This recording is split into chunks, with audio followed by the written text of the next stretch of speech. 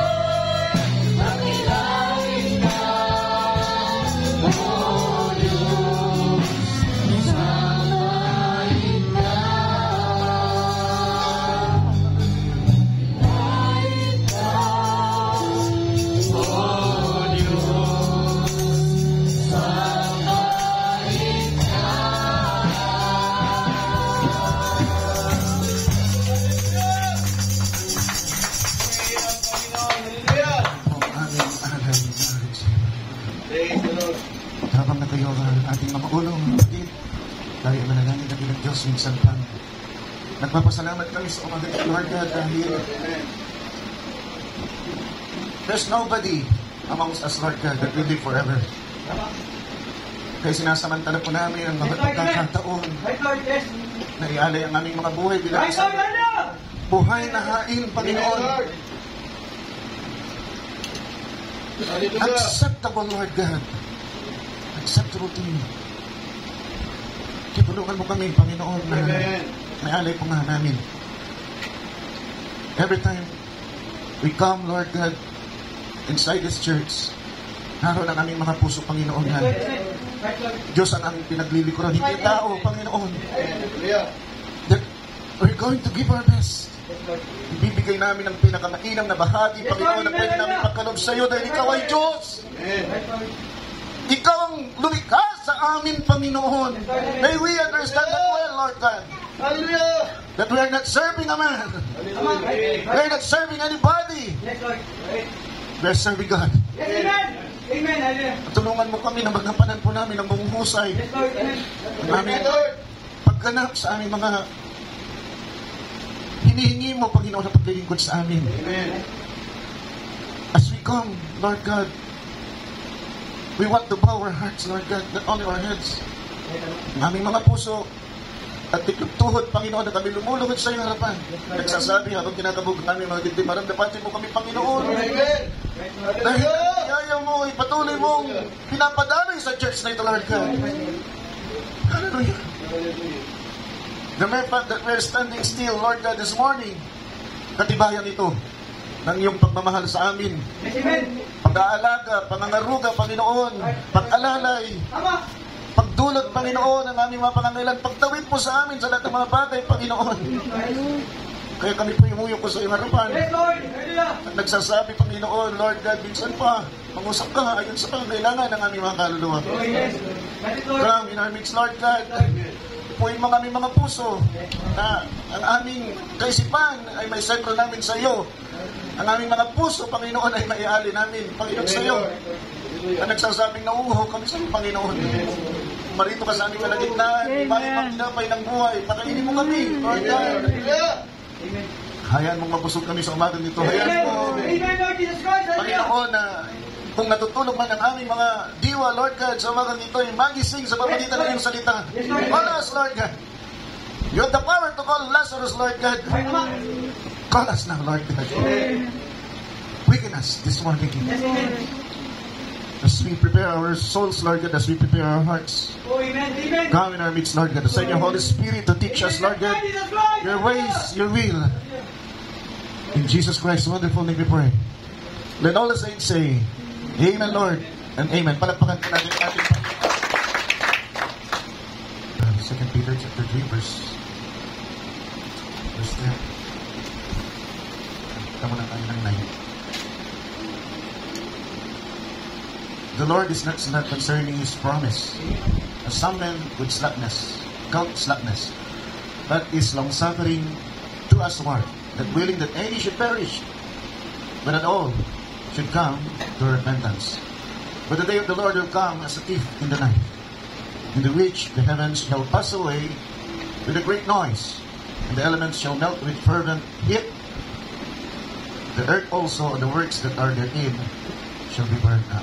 Okay, mamaya, pag-ihap yung Tagalog ng Brother Joel, babasahin natin mamaya. So let us pray. Panginoon, basbasan mo po ang iyong mga salita na aming binasa. Bigyan po ito ng buhay. Kaya po, Diyos, na ang buhay na salita mo ay pumaroon sa bawat puso po namin. Puso ng mga nakikinig, puso ng nauuhaw, Panginoon, sa iyong kalooban. Tulungan mo po kami, Panginoon. Tulungan mo po kami dahil ayaw po namin maiwan. Ayaw po namin, Panginoon, na sa gitna ng mga kaguluhan na nangyayari ngayon sa buong mundo, Lord God, many people are not aware of it. Salamat, pinapaalam mo sa munting church na ito upang makapaghanda, Panginoon. Binabalik po namin sa iyo ang aming paborit pagsamba, pagluwalhati, pagdakila. Tanggapin mo nawa ang lahat ng mga bagay nito dahil nararapat para sa ito. Sa pangalan po ng Panginoong Kristo Jesus, tumangan ko sa magdalangin lahat ng banal malibig sabi ng Amen at Amen. Palakpakan po natin natin Panginoon. Hallelujah. Maaari na po tayo makaupo. Hallelujah. Praise God. Binabati ko kayo ng magandang umaga sa pangalan ng Panginoong Kristo Jesus.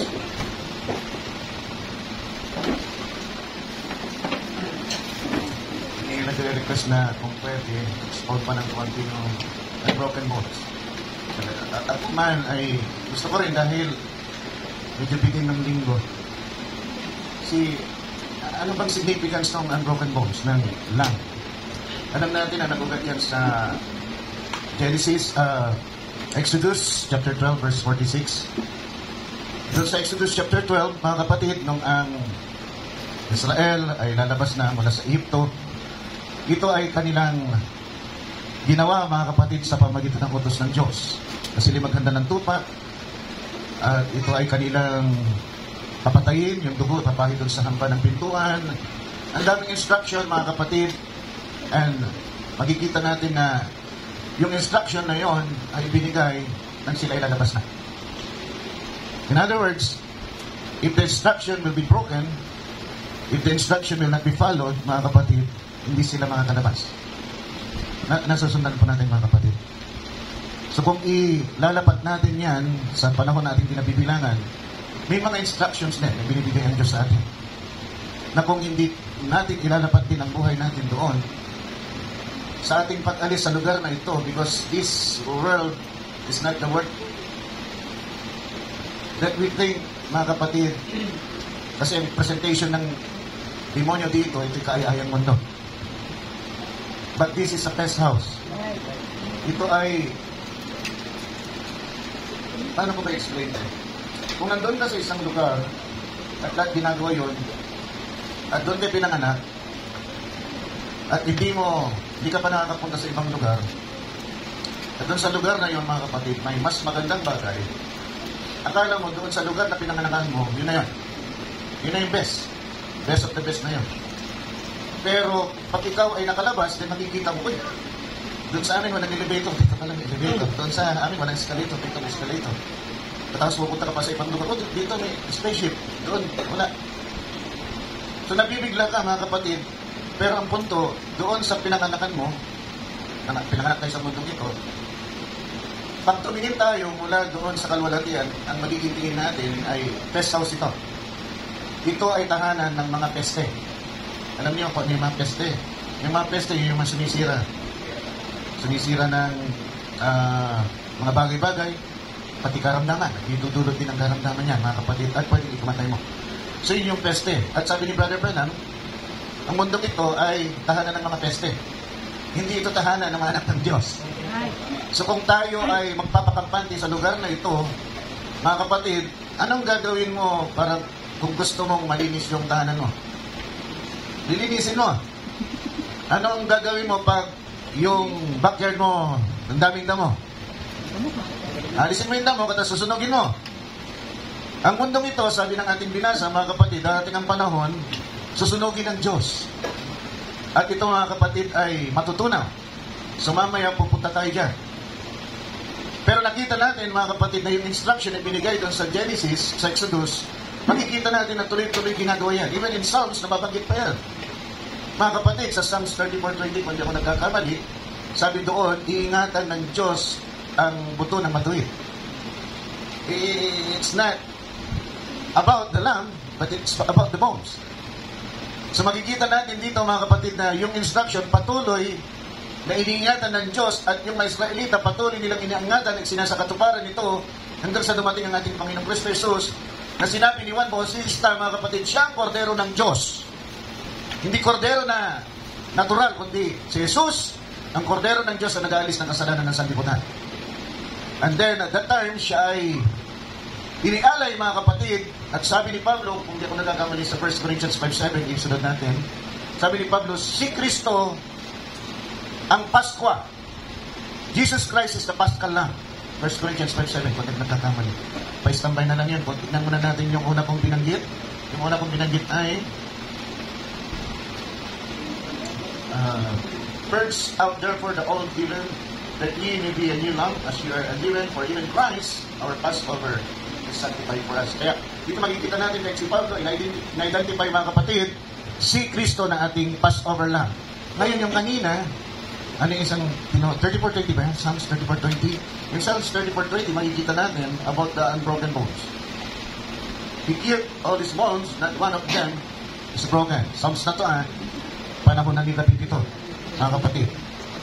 At makikita rin natin sa John chapter 19, verse 36, na nung si Kristo ay namatay, yung kanyang buto ay hindi rin, mga kapatid, binasag.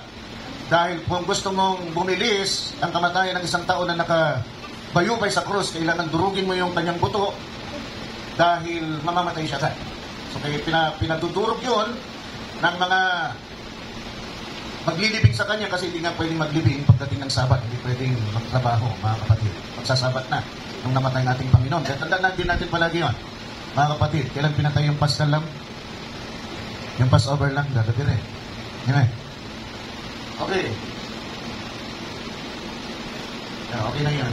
Okay na, pero tingnan niyo panektado sa ating Panginoon Jesus. Si Kristo yung tinudlat, mga kapatid. Now,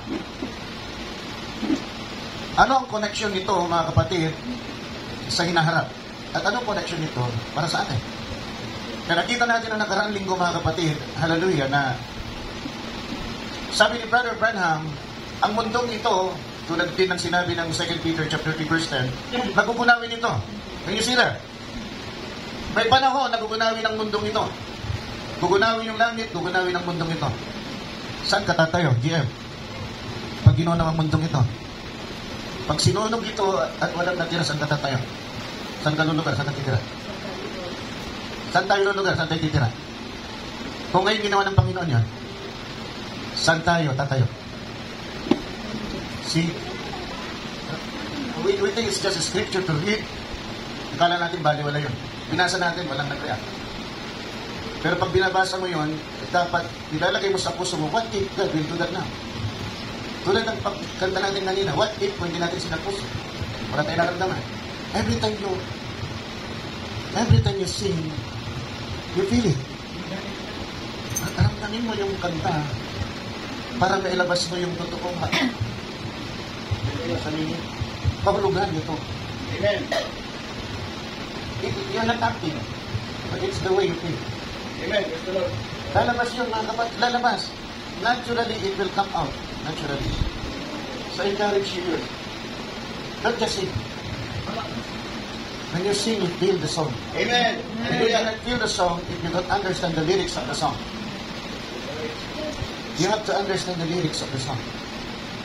Ano bang mensahe ng awit? Secondly, naniniwala ba ako dun sa mensahe ng awit? Because if you don't believe on the message of the song, then you cannot give justice to the song. Because you're just singing. You're like a parrot just parroting. Alam mo yung parrot? Ang parrot wala namang utak yun eh. Sabi mo, ang gwapo ni pastor. Sabi ng parrot, ang gwapo ni pastor. Hindi naman nag-iisip eh. Gagayahin ka lang. Now, what's the significance, mga kapatid, of the unbroken bones? Ano pang significance? Kaya nyo ikakat natin ito. Anong significance ng unbroken bones, mga kapatid? Sabi ni Brother Branham, yung mundong ito, tulad ng ating nakita, kung ito lulusawin, magugunaw, mga kapatid. Tulad ng tanong ko kay Gian, saan siya tatayo? Wala siya matatayuan. See? Pero sabi ng Panginoon, heaven and earth shall pass away, but my words will never fail. Amen. So lahat ng bagay man magunaw, mga kapatid, isang bagay pa rin na pwede mong tayuan na hindi ka mapapahama. Amen. Kumapit ka doon sa salita ng Diyos. At pag nakakapit ka sa salita ng Diyos, kung hindi ito lilipas, di ka nililipas. Amen. Pero kung ito, nandito na lahat yung isip mo sa mundong ito, mga kapatid, pag nagunaw ka, and you're so bolted on the ground, mga kapatid, hallelujah, nakatornilyo ka masyado dito sa mundong ito, mga kapatid, pag natunaw, tutunaw ka rin. Kaya huwag mong hayaan, matornilyo ka. Don't get bolted on this ground, mga kapatid. Tandaan po natin kung anong inalok sa ating Panginoong Kristo Jesus, hindi nang ialok sa inyo. Inalok, mga kapatid, ang ating Panginoon ng mundong ito. Inalok ang ating Panginoon ng karamihan ng mundong ito. Eh kung inalok yan sa Panginoon, natanggihan niya. Paano niya ito natanggihan? Natanggihan niya ito sa pamagitan naman ng salita. Nung inalok sa kanya, kinote ng ating Panginoon din yung salita. Wala kang sasampahin. Kundi ang Diyos. Hindi lamang sa tinapay na bubuhay ang tao, kundi sa bawat salita ng Diyos. Amen? Amen. So bawat bagay mga kapatid na gagawin ng kaaway, tingnan natin kung ito'y nakalapat sa salita ng Diyos. Kung hindi ito nakalapat sa salita ng Diyos, alam natin, pag nagunaw ang mundong ito, magugunaw din tayo. So saan tayo kakapit? Sa salita ng Diyos. Mga kapatid. At pag ito'y nagunaw, at ito'y may bababa, saan ito bababa? Sabi ni Brother Branham, bago nagkaroon ng ista, meron ng tubig. So hindi pwede magkaroon ng ista na walang tubig. Mga madaling ista. Bago pa man mga kapatid magkaroon ng halaman, meron na mga kapatid magkaroon ng halaman, meron ng lupa. Amen. Bago pa man magkaroon mga kapatid ng mga bituin sa langit, kalangitan. See, there's something to accommodate the things that were created by God. At kung ang mundong ito'y nalusaw, kung ang mundong ito ay natunaw, paano mga kapatid ma-accommodate yung new heaven and earth? Kaya naniniwala tayo doon sa sinasabi ng ating mensahero na yung kalasag, yung frame ng mundong ito, I cannot imagine what it is, how it is. Pero sabi ni Brother Branham, may frame ang mundong ito. At matunaw man, malusaw man ang mundong ito, yung frame hindi mawawala. Nasusundan ko natin. Dahil yun ang nag-accommodate doon sa new heaven and new earth. Without it, mga kapatid, walang lalapagan yung new earth, mga kapatid. Saan ito lalapag? Wala. See? Hey, anong ugnayan ito doon sa broken bones? Anong ugnayan ito doon sa broken bones, mga kapatid? Ang bawat bagay, mga kapatid, na narito sa ating katawan, anong nandito? Lipid? Laman? Wala. Napapansin nyo ba na pag may mga nahuhukay, wala kang makitang laman pero may skeleton? Ibig sabihin, hindi nasisira yung skeleton. Taon man, libong taon man, mga kapatid ang lumipas, nakikita pa rin nila yung bones ng dinosaurs. Buo pa rin. Kaya nga nila na-identify na dinosaur ito. In other words, yung frame, hindi nasisira. Tama. Yung frame ng tao, hindi nasisira. At kung meron man, mga kapatid, itong ugnayan, doon sa sinasabi ko kanina, ang ugnayan nito, mga kapatid, malusaw man yung katawan mo. Masira man yung katawan mo, mga kapatid. Ngunit sisiguraduhin ko sa'yo, bibigyan ka ng Diyos ng bagong katawan. Ngunit yung bagong katawan, hallelujah, na tinawag din na maluwalhating katawan, kailangan may mag-accommodate dito. Kailangan mag-accommodate dito yung skeletal frame mo. Hallelujah. Katang-isip mo lang yata yung pastor eh. Pinapasakay mo lamang yata kami pastor. Hindi naman po. Punta tayo sa Ezekiel 37. And let's see. Verse 1 to 14. Kung di Tagalog sana, Brother Joel, ang ganda sa Tagalog. Pero kung wala, okay. Ezekiel 37, verse 1 to 14. Sabi mga kapatid, ng ating Diyos, kay Ezekiel, halika, samahan mo ako doon sa Valley of Bones. So, punta sila doon sa Valley of Bones, mga kapatid. Nung sila doon sa Valley of Bones, sabi mga kapatid, ng Diyos kay Ezekiel, manghula ka sa mga buto niya. They're so dried up, mga kapatid. Ibig sabihin, matagal na nandoon yung mga buto niya. Let's read it. Pupurihin ang Panginoon. Gusto mo na magtatalon doon. Hallelujah. Ang tunay, ang kamay ng Panginoon ay suma sa akin at kanyang dinala ako sa Espiritu ng Panginoon at iniligay niya ako sa gitna ng libis at yako'y puno ng mga buto. At pinaraan niya ako sa tabi ng mga yaon sa palibot at narito may totoong marami sa luwal na libis at narito mga totoong tuyo. Dry bones, mga kapatid. At kanyang sinabi sa akin, anak ng tao, maaari ba lang mabuhay ang mga butong ito? Oh, hallelujah! At ako'y sumagot ko, Panginoong Diyos, ikaw ang nakakaalam.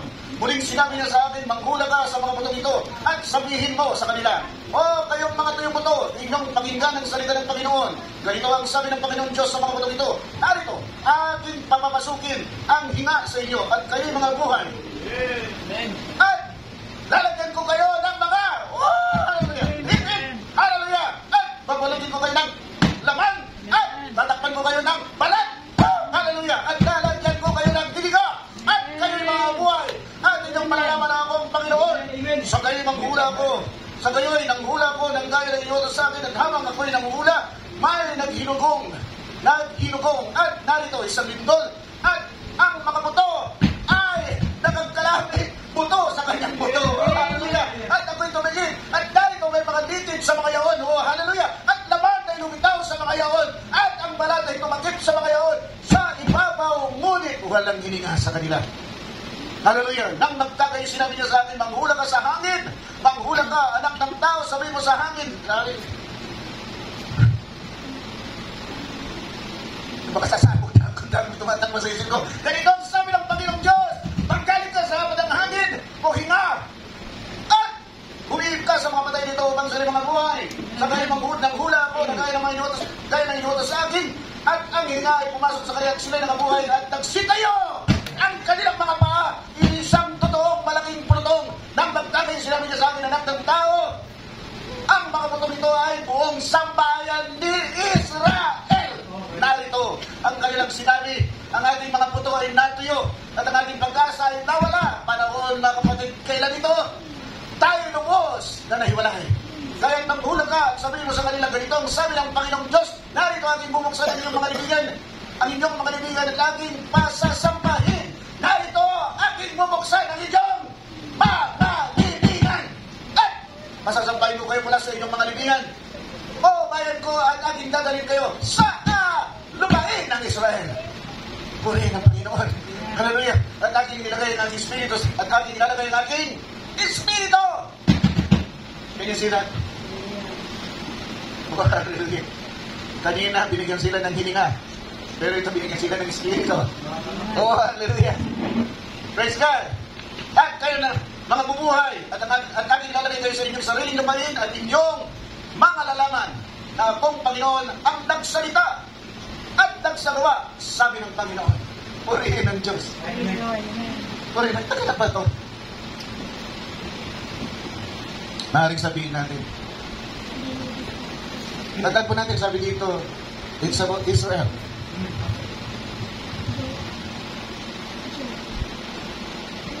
Hindi kaya meron itong multiple, mga kapatid.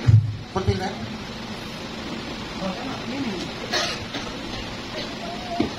Kasi merong babangunin at dadalhin sa Israel at may babangunin. Verse 12, tingnan na natin yung verse 12, brother Joe. In verse 12, babangunin at dadalhin sa Israel, di ba? Tayo mo mula sa inyo, mga libingan, o bayan ko at ating dadalhin kayo sa lupay ng Israel. But 13, is another region. At inyong malaman na ang Panginoon pagka ating binuksan ang inyong libingan at aking pinasampa kayo mula sa inyong mga libingan o bayan ko. Ito naman, they were just rose up, mga kapatid. Sila ay binangon lang. Pero walang sinabing isasampa sila sa Israel. Pero yung 12, binangon at sinampa at dinala sila sa Israel. Nakita niyo? Nakita niyo, mga kapatid? Kasi gusto ko kayo dalhin sa 27 na Matthew. Hallelujah! Purihin ang Panginoon! Hallelujah! Purihin ang Panginoon! Hallelujah! Nung namatay ang ating Panginoon, mga kapatid, nung siya'y nabayubay sa krus, mga kapatid, hallelujah! Praise God! May nangyari doon! Hallelujah! Anong nangyari doon, mga kapatid? Ang bagay na nangyari doon, una, nagkaroon ng lindol! May lindol ba dyan? Oh! Hallelujah! Hallelujah! Praise God! At nakita rin natin, pagkatapos lumindol, may napuksan ba ng mga libingan? May napuksan ba ng mga libingan dyan? Oh! Hallelujah! Hallelujah! Hallelujah! Hallelujah! Praise God! Praise God! Muli ng Panginoon. Alam niyo, gusto niyo makita paano, mga kapatid, sila bumangon muli sa mga patay. Gusto niyo malaman paano bumangon muli sa mga patay. Mga kapatid, yung nasa Matthew 27:51. Binigyan tayo ng example. Binigyan tayo ng preview.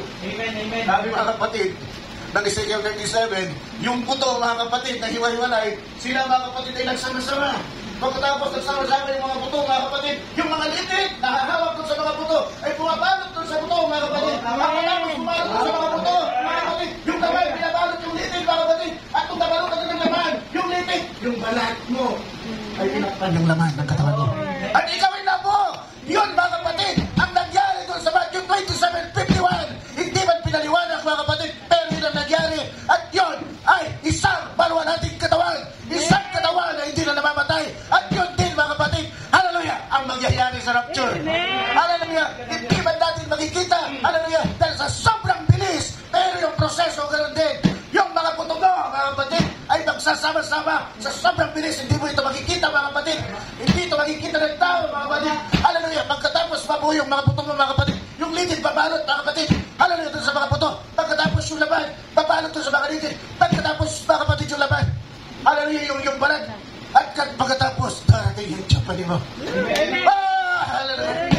Ang ganda nito, mga kapatid. Sabi ko kasi sa inyo kanina. Sana, bigyan na ito ko ng kapalan ng Panginoon. Makita ko sa inyo kung paano ko ito nakita. Hallelujah, ang ganda. Sa akin, isa ang ganda. Hallelujah, pero gusto ko makita nyo rin. Ganon ang mangyayari sa atin. Natanggap tayo ng bawal natin katawan. Iiwanan natin ang best house na ito. At pupunta tayo sa isang lugar na hindi ito abot ng sakit. Hindi ito abot ng pangangailangan. Hindi abot ito, mga kapatid, ng kamatayan. Dahil ang kamatayan ay lumipas na. Purihin ang Panginoon. Hindi ito abot ng luha. Hindi ito abot ng kadalamatian. Hindi ito abot ng kapigatian. Mga kapatid, kahit ang lahat ng bagay ito ay lipas na. Ang pupuntahan natin, mga kapatid, na isang lugar kung saan inapangatay ng ating Panginoon. Amen. Pero sabi ko nga, stopover pala yun. Hindi pa yun yung pinakamagandang bagay. Hallelujah! Dahil pagkatapos doon, mga kapatid, pagkatapos tayo ikasal, mga kapatid, sa kordero ng Diyos, tayo bababa dito. Bakit, mga kapatid? Magkakaroon tayo ng konting panahon na kung tawagin na ay honeymoon. Honeymoon ng bride at honeymoon ng kordero ng Diyos. Ito yung bagay na hindi natapos niya na iba. Bago pa man nila matapos ito, mga kapatid, ang isang araw sa tao, sa Diyos ay 1,000 taon. Namatay, si Adan at Eva, wala pa silang 1,000 taon. Ito dapat yung kanilang tatapusin, pero hindi sila natapos, hindi nila tapos, then pumasok ang kasalanan. And we are just doing the reverse. Di ba? Si Brother Joel ay isang engineer. At alam niya, mga kapatid, ang idea ng reverse engineering. Di ba, Brother Joel? Kunin mo yung bagay, mga kapatid, kung gusto mo itong thank you. Kung gusto mo gumana ito, mga kapatid, i-dismantle mo, pag-aralan mo bawat pyesa, then i-reconstruct mo, gusto mo itong improve, ma-improve mo dahil alam mo how it works. Di ba, Brother Joel? So, ganun din tayo, mga kapatid.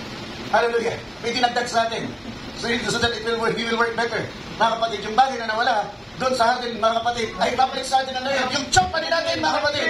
Hallelujah, bakit ibabalik yun? Because that's the only part, mga kapatid, in the ingredients of man ay eternal in heaven. Everything is not eternal in heaven as a human being. But that part is eternal in heaven. And it's waiting for us. Hallelujah. Kung tayo namatay ngayon, nag-iintayin doon. Kung tayo nabuhay pa, dumating ang rapture, pupunta sa atin yan. Ganda na. Amen. Hallelujah. Kung ikaw ay patay, mga kapatid, hallelujah, pagdating ng rapture, tatanggap mo yun. Bababa yun, sila munang mauuna, makakaroon sila ng glorified body, babawan sila ulit, na meron na silang glorified body. Pero tayo, mga kapatid, sabay tayo, ilipad doon sa air, mapakonvert tayo. Hindi na tayo tatanggal na anumang bagay. Kamatayan, mga kapatid, sakit, wala na yan.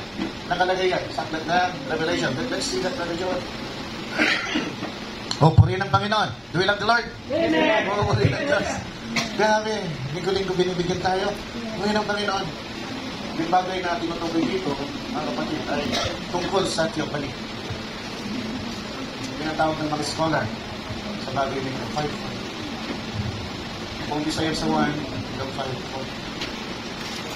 5-1 na. Ay, yan. Ano ba yan? Sa Ibrahim sa 5 verse 1. Sa Ibrahim sa 5 verse 1. Thank you. Right. Sabi po dito, for we know that in our earth, if our earthly house of this tabernacle were dissolved, pag nag-usaw na, itong katawan na ito, yun ang layman's term, mga kapatid, madali mong nawanin sa nanalita. Kung nag-usaw na, namatay na, ang katawan na ito, we have a building of God. So, ang termino na ginagamit dito, parang ang hirap unawain na parang building inisip ko, pero dwelling house, okay, dwelling place. So from this place, ito yung dwelling place natin, magkakaroon ka ng panibagong dwelling place. We have a building of God, a house not made with hands, eternal in heaven. So ito lamang yung jopa nila mga kapatid na bahagi ng ingredients, sangkap ng tao, ito lamang ang eternal. Nung pagkalikha kay Adan at Eva, mga kapatid, kay Adan, at matapos hininga yung hininga ng buhay sa kanya, siya'y naging isang glorified man, mga kapatid. Pero nung pumasok yung kasalanan, sabi ni Brother Branham, the holy image of God left them. So ano yung holy image of God? The holy image of God, sabi ni Brother Branham, ito yung imahe ng Diyos nung create niya si Adan at Eva. So nung create niya si Adan at Eva, mga kapatid, ang Diyos ay nasa theophany. Nasa kalalagayan siya ng theophany, mga kapatid. Dahil kung wala siya sa theophany, ang Diyos ay wala. As in wala. Not even a wind. You cannot even feel, you cannot even see. There's no expression or anything that you can see. All about God. Wala. Pero nung nag-umpisa na mga kapatid, in the beginning was the Word, and the Word was with God, nung in-express yung theophany, mga kapatid, the Son of Man, mga kapatid, si Kristo, nasaan yung Espiritu, mga kapatid, at nanahan ang Diyos doon, mga kapatid, nagkaroon ng katawan ng Diyos. Isang spiritual na katawan na kung tawagin ay theophany, mga kapatid. So, yung theophany na yun, meron din tayo. Ito yun. Ito yung nawala. Ito yung, and God created man in His own image. So, nung create tayo ng Diyos, ang image ng Diyos ay theophany, kaya tayo ay nag-create as a theophany man. Pero pagdating, mga kapatid, ng Genesis chapter 2, verse 8, mga kapatid, and God formed, sabi ko mga kapatid, hindi sinabing create. Nag-form ang Diyos ng dust, mga kapatid. Napansin niyo yun? Hindi creation yung ginawa. Nag-form lang siya ng dust, nilagay niya doon yung tao, yung theophany man, at iniihip yung hininga ng buhay. Kanina, meron wind. Can you see that? Nung merong wind, buhay yung tao. Pero bukod dun sa wind, binigay ng Diyos yung Espiritu niya. At inihirit ng Diyos yung inihinga ng buhay, yung Zoe, mga kapatid. Man became a living soul. Purihin ng Panginoon, hindi na siya mamamatay dapat noon. Kaso nagbigay ng kondisyon ng Diyos. Mga kapatid, on the day that you eat the fruit thereof, you shall surely die. If they will not eat the fruit, they will never die. They have eternal life. But they broke, mga kapatid, the commandment of God, and it started. Their body started to corrupt, mga kapatid, at sila ay nagkaroon ng kamatayan. See? Bakit? Kasi ng moment, mga kapatid, na sinuway nilang Diyos, umalis na yung, siyempre, holy image of God. Bakit? Wala na sila sa holy image of God. And the way back, mga kapatid, para makuha ulit natin yung theophany na yun, mga kapatid, is the reverse engineering. Kailangan, mga kapatid, kung ano yung nangyari dito, sumuway sila, ang gagawin naman natin ay to obey the word of God. See? Ganon kahalaga ang pagsunod sa salita ng Diyos. Mabuti na lang, along the way, may mga prophets na ginamit ng Diyos para i-reverse engineer. Kapatid, purihin ang Panginoon. So kailangan i-chop nyo yung mga kapatid lamang ang eternal in heaven. Pag natanggap natin yun, then babalik yung ating magiging eternal creatures of God. Mga kapatid, magkakaroon ulit tayo ng maluwalhating katawan. So, nakita ninyo yung proseso. Ang proseso para mabuo yung katawan, Ezekiel 37, verse 1 to 7, mga kapatid. Katapos, gusto nyo makita mabuo yung maluwalhating katawan, punta naman kayo ng 1 Corinthians. Punta tayo ng 1 Corinthians naman. Tingnan naman natin paano nabubuo yung katawang lupa. Maluwalhating katawan. 1 Corinthians 15, verse 51 hanggang 54. Behold, I show you a mystery. We shall not all sleep. Ang sleep yan, mga kapatid, is die. Mamamatay. Kasi yung mga ginagamit na terminology noon, hindi natin gaanong maintindihan pag binasa natin ngayon. Pero yung sleep, kahit i-click mo yan, i-click ni Brother Joel yung sleep, hindi talaga yan. Sleep, or sleep, you sleep, or sleep, in death. Mga kapatid. Sige, balik tayo, Brother Joel. We shall not all die, but we shall all be changed. In a moment of twinkling of an eye, at the last trump, for the trumpet shall sound, and the dead shall be raised incorruptible, and we shall be changed. Anong mangyayari? Sasabi ng Panginoon, Brother Joel! Pumarito ka. Brother Joel! Pumarito ka. Tayo akit, mga kapatid, ay magkakaroon ng pagpapalit ng ating katawan. Sabi dito, so when this corruptible shall have put on incorruption, for this corruptible, verse 53, must put on incorruption, and the mortal must put on immortality. So, when this corruptible shall have put on incorruption, and this mortal shall have put on immortality, then shall be brought to pass the saying that is written, death is swallowed up in victory. So, yan yung proseso naman para magkaroon tayo ng maluwalhating katawan. Ang proseso naman, paano nabuo yung katawan, lupa, ay yung Ezekiel 37, verse 1 to 7 naman. Tagtag ka naman. Purihin ang Panginoon, mga kapatid. Purihin ang Diyos. Hallelujah. So, ano ang significance dito? On our own, our bones are broken. where Jesus' bones were not broken. So the only way, mga kapatid, para yung bones natin, wherever they are, mga kapatid, will be joined together ay Colossians 3:8. Our lives should be hidden in Christ. See, if our lives are hidden in Christ, for you are dead and your life is hid in Christ, in God. When Christ who is our life shall appear, then shall ye also appear with Him in glory. Mga kapatid, may dagdag pa nga dyan yung verse yan dito. Huwag na naman naman dito. Verse yan dito. Okay. Beloved, now we are the sons of God. Ngayon pa lang, hallelujah, and it doth not yet appear we shall be. But we know that when we shall appear, we shall be like Him. Oh, hallelujah. For we shall see Him as He is. If He is unbroken bones, then we shall be also unbroken bones. Kung nakatago ang ating buhay kay Kristo, mga kapatid, bago pa man, mga kapatid, mag-accuse ang kaaway sa atin, mga kapatid, bago pa man makarating yung accusation, sasabihin ng kaaway, o hindi naman na ginagamit ng kaaway, mga kapatid, ang tao na yan ay sinungaling, ang tao na yan ay mandrugas, ang tao na yan ay hindi dapat na maglingkod at tawagin anak mo. Bago pa man makarating sa Diyos yan, hallelujah, may haharap na. Ano yung haharap, mga kapatid? Yung dugo ni Kristo. Hallelujah. Hindi makapasok. Ito, mga kapatid, yung accusation ng kaaway sa Diyos. Bakit, mga kapatid? Dahil bumper, mga kapatid, yung dugo ni Kristo. Bago ito makarating, mga kapatid, tumatalsik na.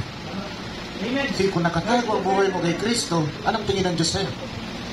Kung si Kristo ay matuwid ka rin. On our own, we don't have any righteousness.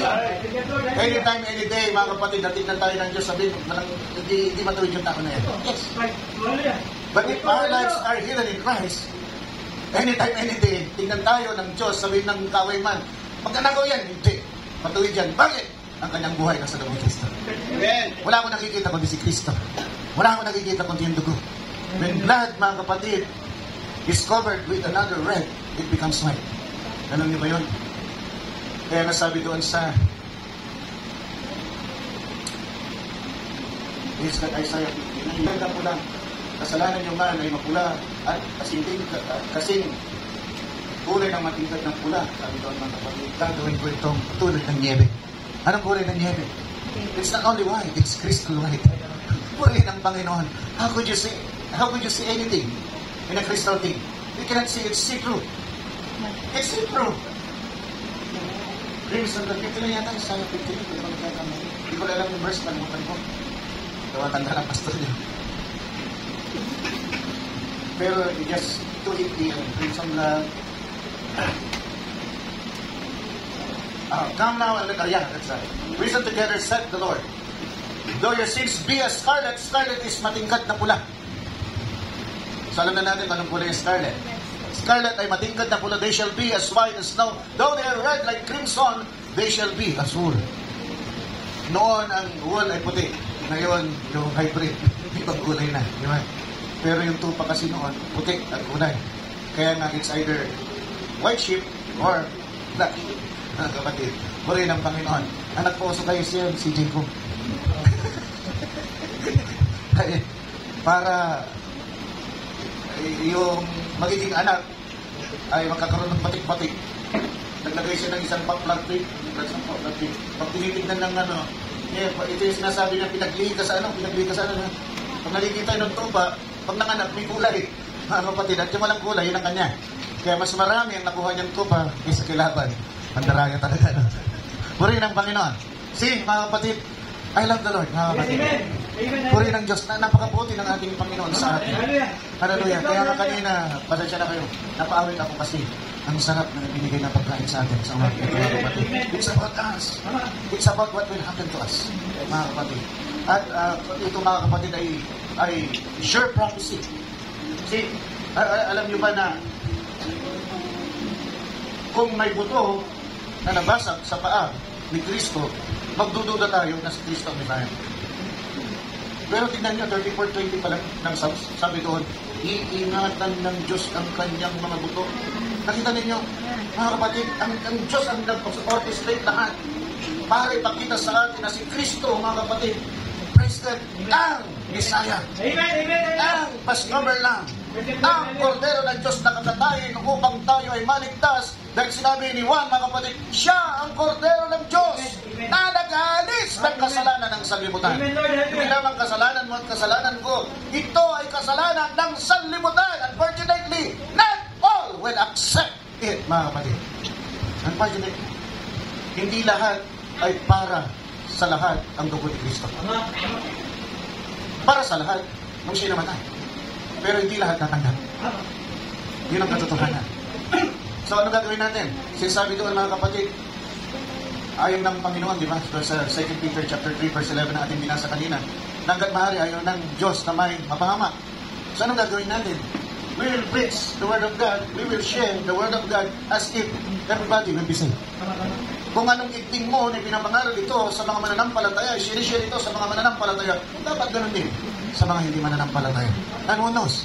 Mga kapatid, isang araw, mga kapatid, ay meron mag-respond. Hindi man natin makasama sa ating bulwagan na ito, mga kapatid. Ang mahalaga, tinanggap niya si Kristo bilang kanyang tagapagligtas. At kung hindi niya tinanggihan ang mensahe, bright siya. Amen, bright siya. So yun ang pag-pray natin. Maraming bright, mga kapatid. Nakusap ko si Brother Russell, sabi niya, si Brother Nick, no? Ay, saan pupunta daw sa inyo? Nagdadala ng gulay yan, gulay. No, gulay. Nagdadala pa rin siya. Nagdadala. So may Egypt siya. Sabi ko, i-share mo yung channel natin. Ay, kung ano. Wala din nakakausap ko pala ni Lexi yung channel. I-share mo yung channel ako. Kasi inatinan nila, hindi mga kapatid, anti-message. So sana, na-share niya, kasi galing na siya sa end time. Kung pinay niya, nakita naman natin yan, ng ating kapatid. There was a time talaga, siya lang nakita po na mananampalataya, hindi lang lumuhod, nagpatira pa dito at umiyak mga kapatid, tinas niya naman. Siya lang nakita po gano'n sa lahat ng mga kapatid. So, there's something in him. There's something in him, mga kapatid. Kung siya man ay napariwara, pero alam natin kung siya ay nandoon sa gilid ng apoy din, mga kapatid, mainitan din siya. So, pag-pray natin siya, na siya rin ay makabalik dito, mga kapatid. Sino pa bang mga ano? Sino Brother Manly? Brother Edmar, mga kapatid, pray natin sila. Kasi mga baptize na yan. Brother Tonton, baptize na po yun dito. Brother Manly, baptize na po. Brother Edmar, baptize na po. Brother Sister May, baptize na po yan. GR rin. Kahit pa paano naalala ko pa. Si Sister Rosel pa nandito? Oo, malis na sila. Ay, kasi. Kapatid. Parang, isa yan. Isa. Nandito pa sa siya. Parang, ano pa rin? Kasi yun, nabaptize ko rin yan. Sa mga kapatid mo, nabaptize ko. Ikaw, si Elsa, si Lisel. Ay, sino yung bunso? Elsa.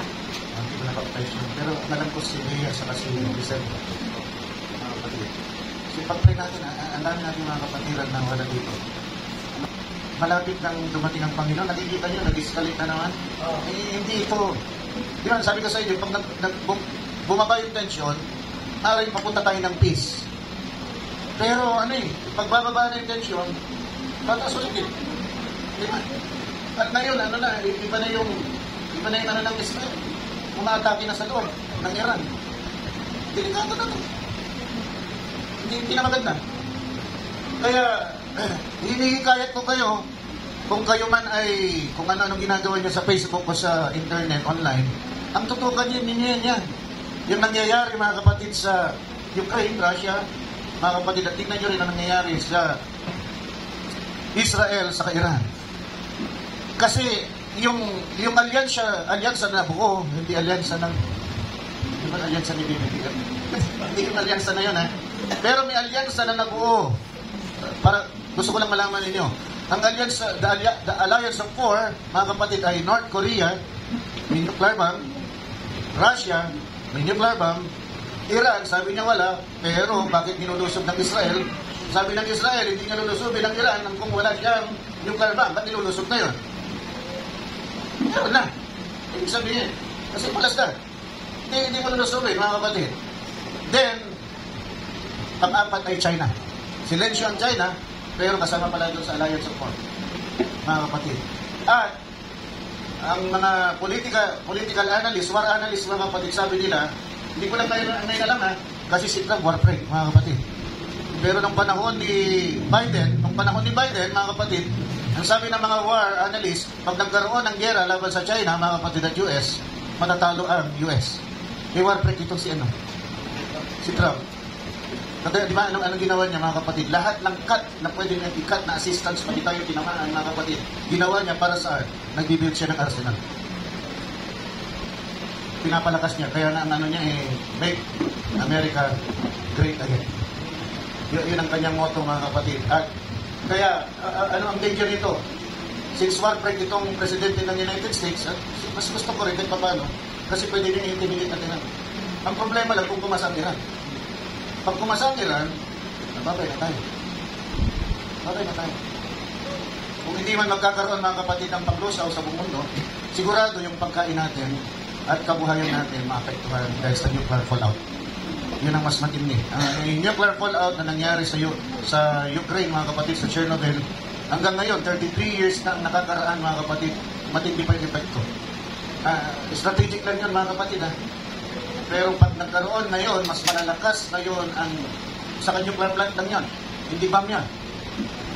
Pag nuclear bomb ang pinakawalan, mga kapatid, hindi Chernobyl effect lang ang makikita natin. Maapektuhan ang ecosystem natin. Pag ecosystem, maapektuhan ng tubig, hangin, at pagkain. So, in-encourage ko kayo. Subaybayan ninyo yan. Hanggat hindi yan, bumagog ang tension dyan, dapat palaging nakatutok ang ating isipan. Kasi one time lang yan. Pag nangyari yan, doon ka na magsisisi. Ngayon na, maganda na. Maganda na tayo. Tayo ito may lahat. At tayo manalangin. Pray ng Panginoon. Tayo manalangin. Dagilang Diyos. This is a good day, Lord God. Masaya po kami lahat. Masaya po kami sa mensahe. Masaya po kami dahil kinatakpo mo, Panginoon, ang aming spiritual na pangangailangan sa umagang ito. Nawa, Lord God, hindi lamang ito ngayon manatili sa amin isipan, Panginoon, bagkos galing mo po ito sa aming puso. Tumimo ito, Panginoon, maging isang buhay na kapahayagan ito para sa lahat, Lord God. Upang sa pagdating, Panginoon, ng mga pagkakataon na may nakakaharap po kami ng mga tao na naisirain ang aming pananampalataya, meron po kami panghahawakan na matibay, Panginoon, na sandata ang iyong salita. At hindi po kami madadala ng ihip ng hangin, ng iba't ibang hangin ng doktrina, Panginoon, kundi makakapanatili po kami, Panginoon, sa iyong salita, dahil sabi mo, langit at lupa ay lilipas, ngunit ang iyong salita ay dililipas. Kaya tulungan mo kami palagian, Panginoon, na kami, O Diyos, ay magpakasigurado, mag-aral na maigi, Panginoon, magbasa ng iyong salita. At kung hindi po namin maintindihan, pagtanong po kami, Panginoon, sa mga kapatiran na nakakaunawa po nito upang ipaliwanag sa amin. Upang hindi manatili, Lord God, isa lamang ito na bagay na papasok sa aming tenga, sa isang bahagi ng aming tenga at lalabas sa kabila, o isang bagay lamang na aming makikita ngunit hindi na unawaan. At ang sinabi, Panginoon, ni Isaiah, may mga taong ganon, nakakarinig sila, meron silang tenga pero hindi sila makarinig, at meron silang mata ngunit hindi sila makakita. Hayaan mo, Diyos, na palagian bukas ang aming spiritual na mata, at palagian, Panginoon, ang mata ng aming pananampalataya ay handa na tumanggap, Panginoon, ng mga pagpapalang spiritual na pakikinabangan ng aming mga kaluluwan, Lord God. Pagpalain mo kaming lahat, natanong po kaming lahat, basbasan mo po kaming lahat. Kaya sabi mo, Diyos, ang binasbasan mo ay hindi maaring sumpain ng kaaway. Sa pangalan po ng Panginoong Kristo Jesus, ito po aming dalangin na lahat ng mga sabi ng Amen at Amen. Palakpakan po natin ating Panginoon at tinatawagan po na po si Brother Kel para sa ating gawain. Brother Kel.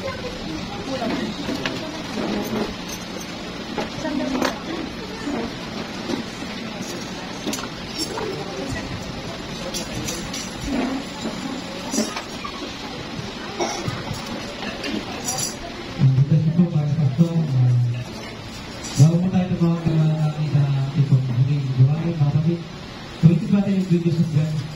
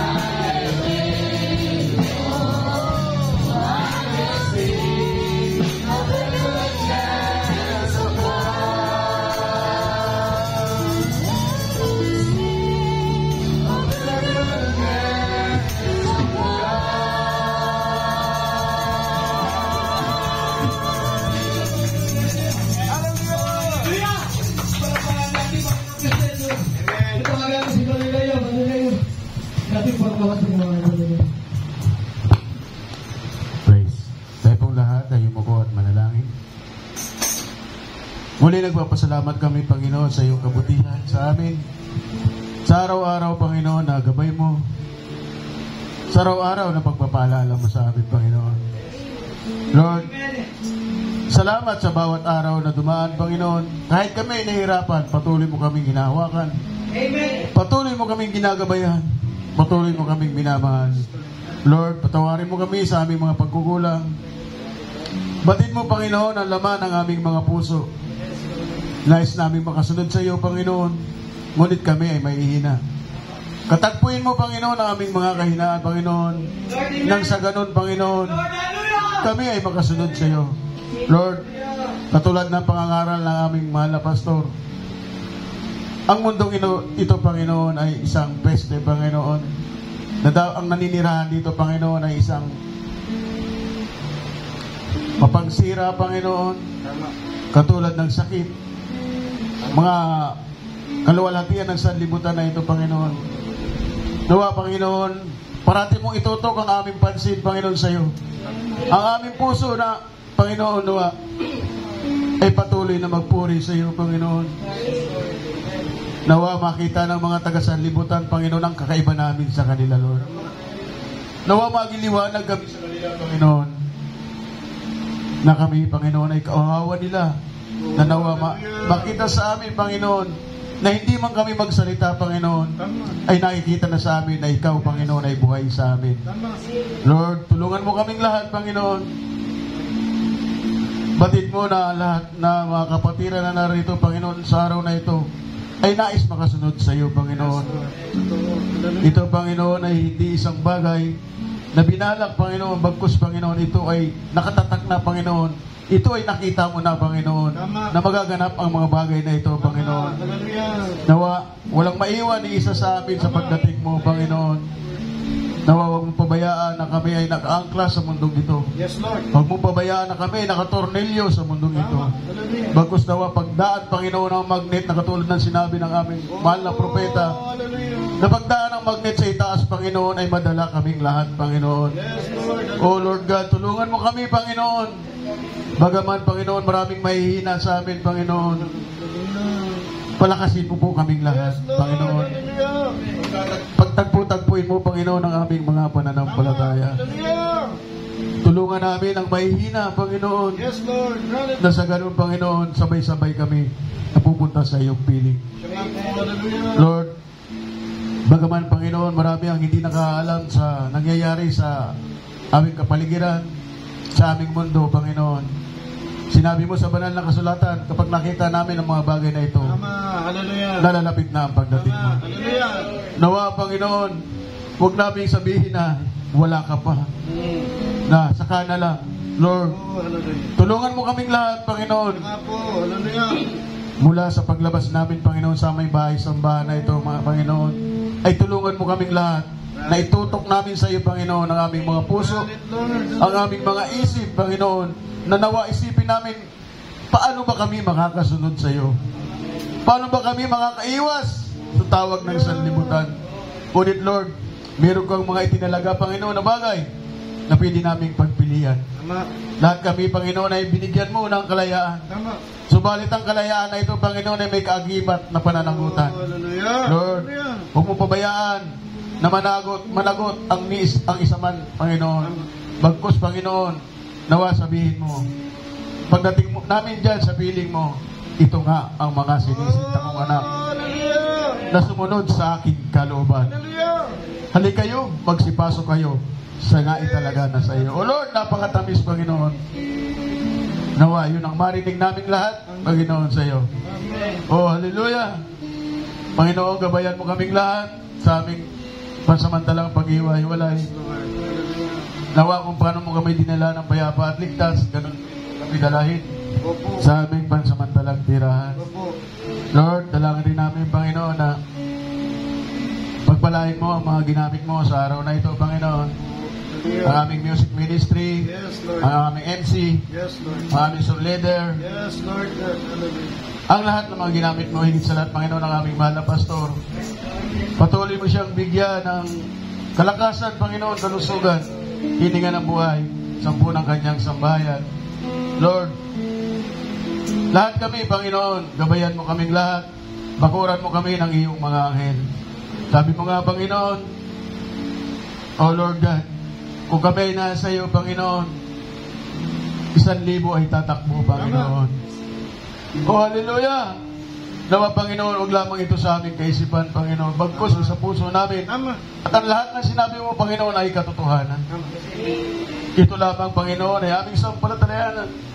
Sabi nga ng babaeng naagasan, gumaling siya, Panginoon, sa paghawak niya sa kanyang sayong damit, Panginoon. Subalit, Panginoon, ang nagpagaling sa kanya ay ang kanyang pananampalataya.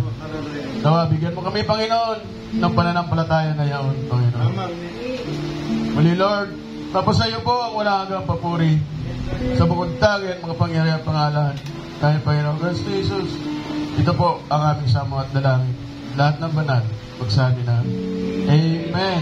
Amen. Praise the Lord.